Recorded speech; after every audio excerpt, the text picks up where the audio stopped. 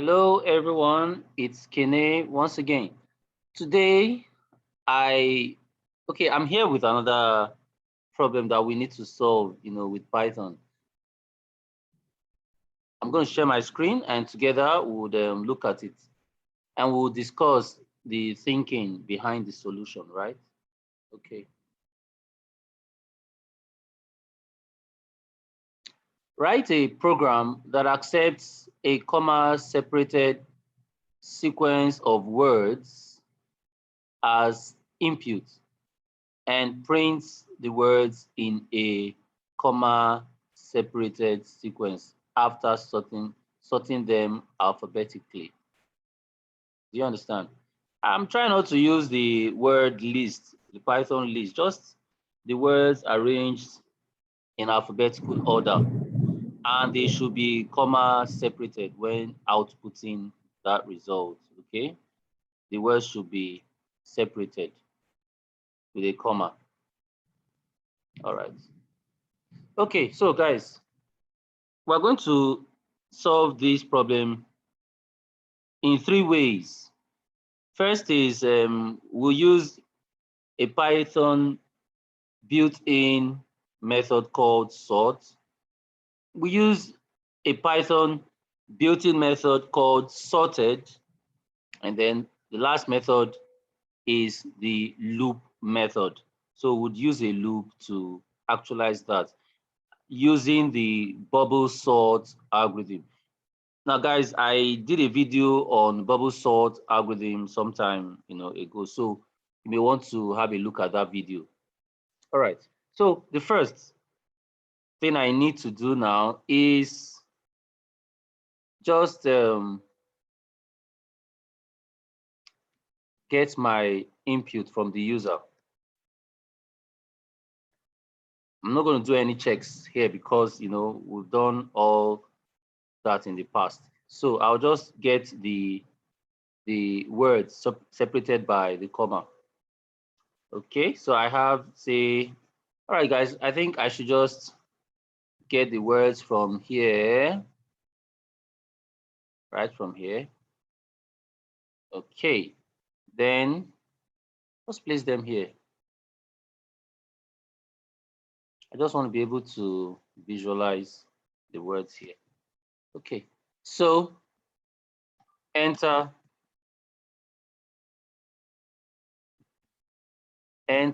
a list of words separated by commas. Okay, that's that. Then the next we want to do now, we've got the input from the user. I am very quickly, I'm going to remove spaces after commas. Okay, so I will take that input, replace. I'll call the replace method. So if the user has given anything like this, a comma with a space, I just want it replaced with just a comma so that I can split. Now, still using my imp. Okay, let me just create a new variable here, imp list. I'm going to use my input and split it by commas. Okay, I put list instead of split. Split it by commas, and that should be a comma as the argument. So all the words will now be taken separately.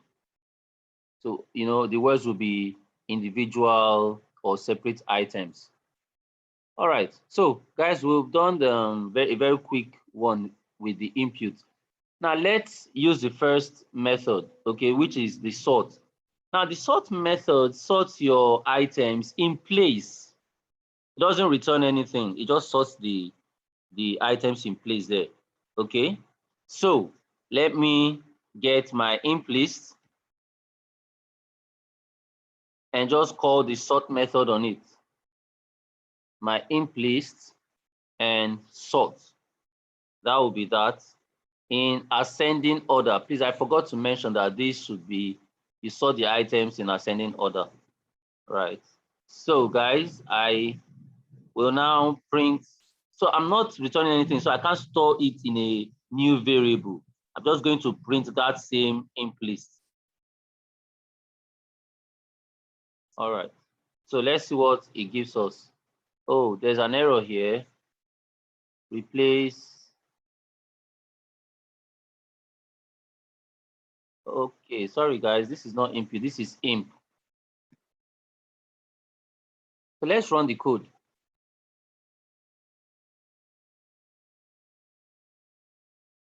I should have man, egg, woman, and child. Just something like this. So you see guys, the C before the E, before the M, and before the W. So I wanted to use this here. Let me just place it. Street, switch, men, teeth. So let me run again very quickly.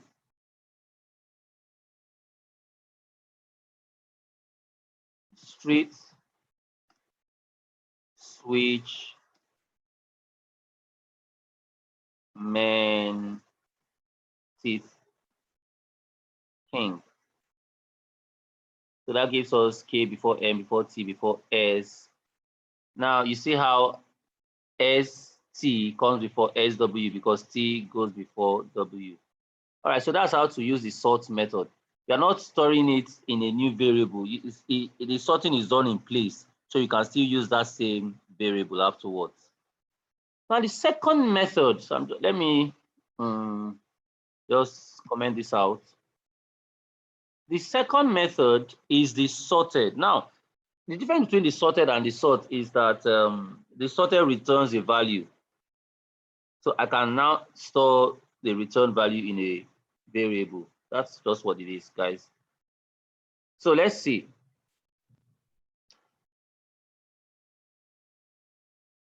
In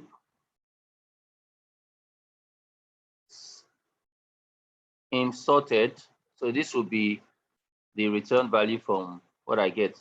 Now sorted. If you look at these, you see iterable, decay, and reverse. So we're going to, the iterable is the list that we're going to sort.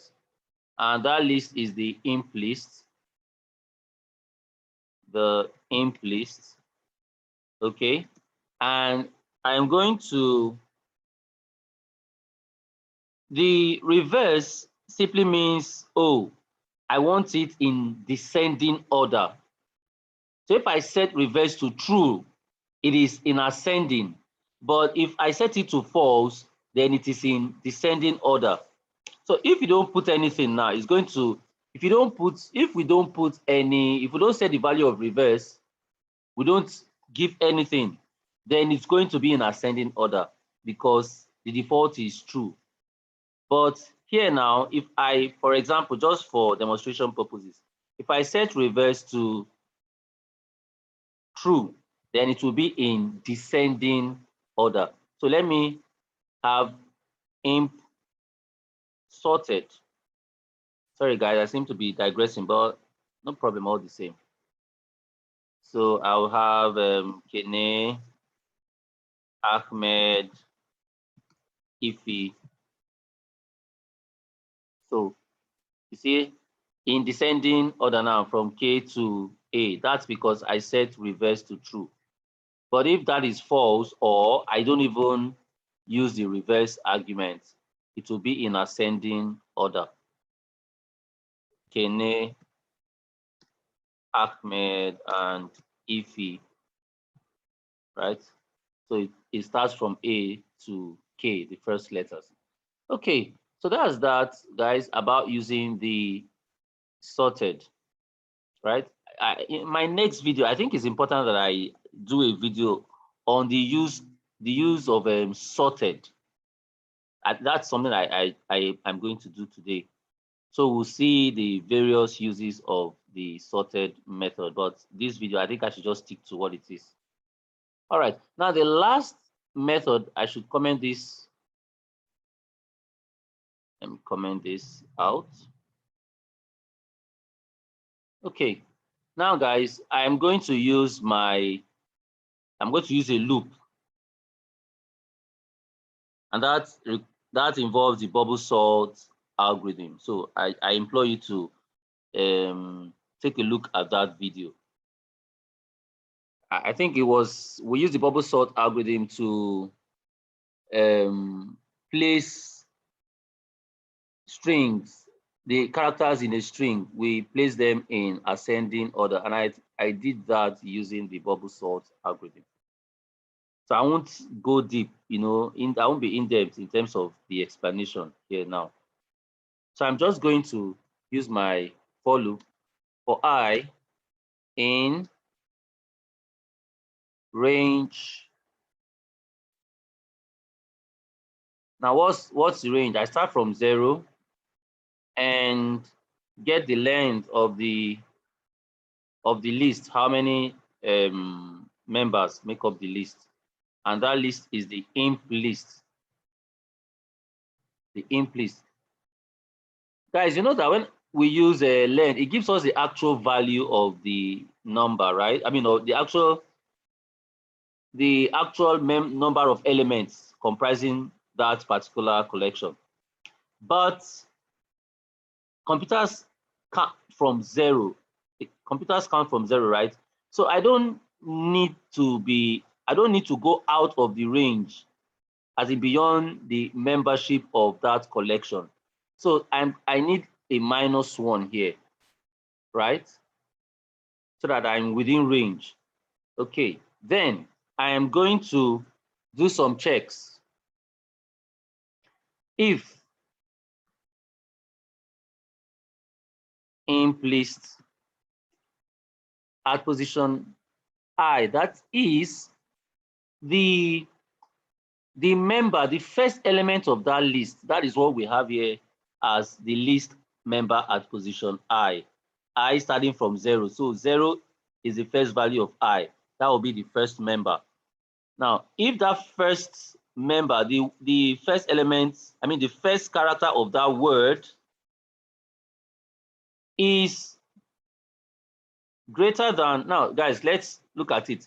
If I have, for example, 4, then 5, okay, 4 and 5, and I am arranging my words in ascending order. That's what we want.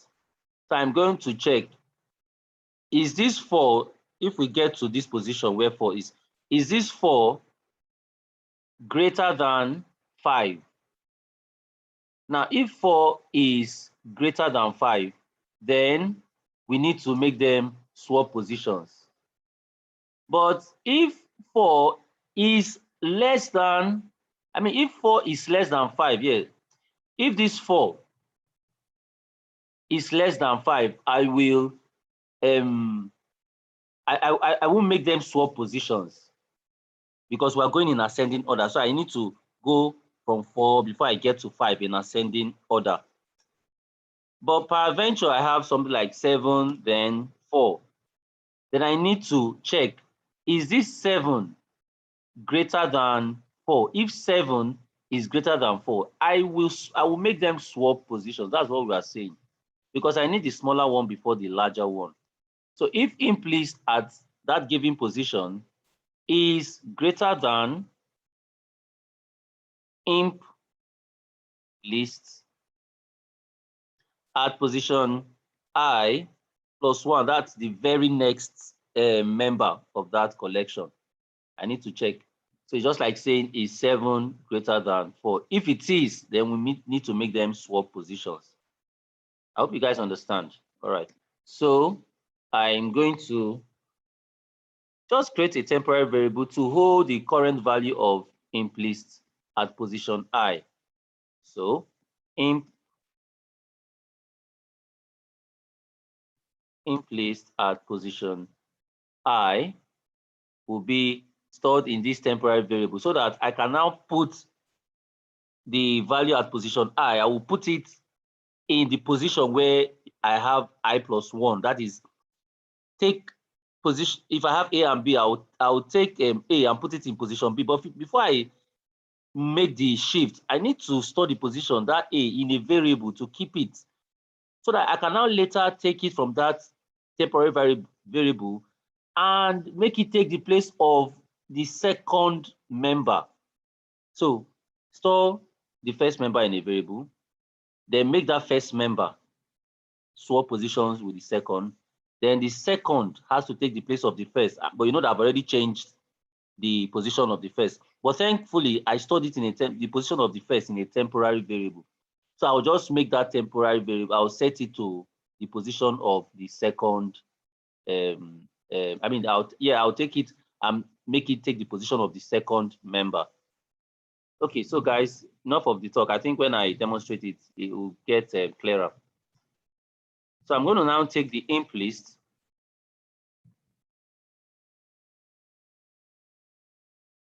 at position I and set it to imp list at position I plus 1. So the second position, the second number now is placed in the position of the first number. That's what we are doing here. Then I'm now going to now take the position of the second number. I think I made a mistake in my explanation. So that term will now become the new value.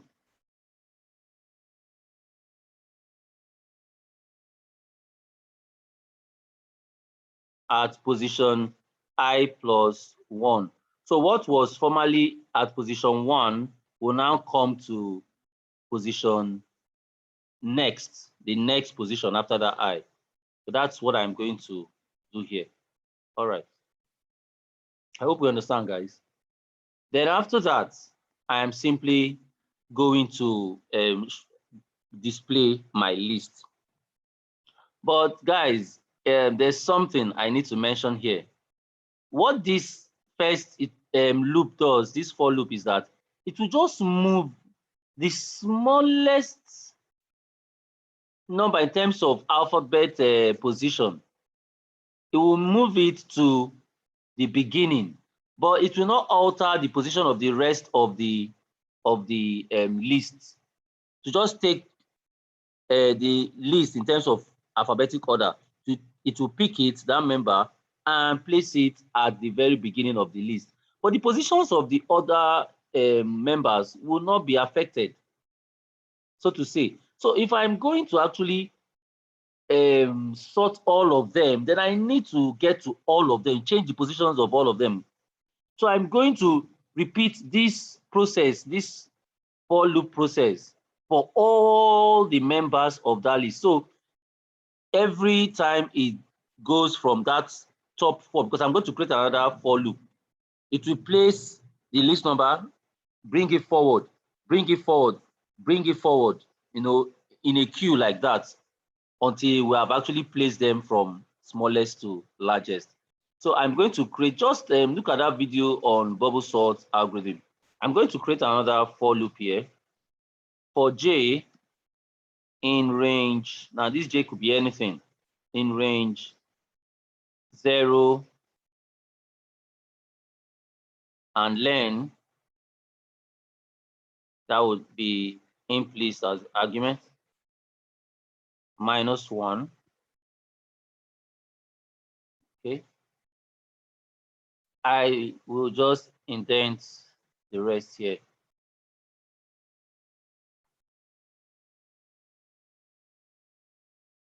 So that will make sure that we reach all the numbers and place them, forward, depending on the magnitude. So guys, that's it. At the end of it, I'm just going to print my list, which has been sorted, I believe, imp list. So let's give it a try.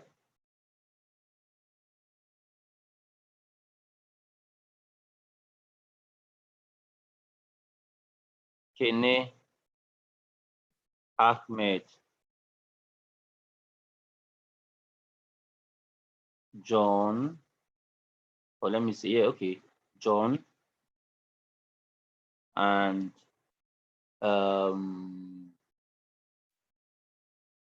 Bola. So we see, guys, the A first, and then the B, and the J, and then the K in alphabetical order. So that's sorted. Thank you guys for listening. I'm trying to make the videos shorter, so I won't go in depth in terms of my explanation. I'll see you guys in my next video. Next video will be something on the sorted method. We'll have a discussion on that. Bye, guys.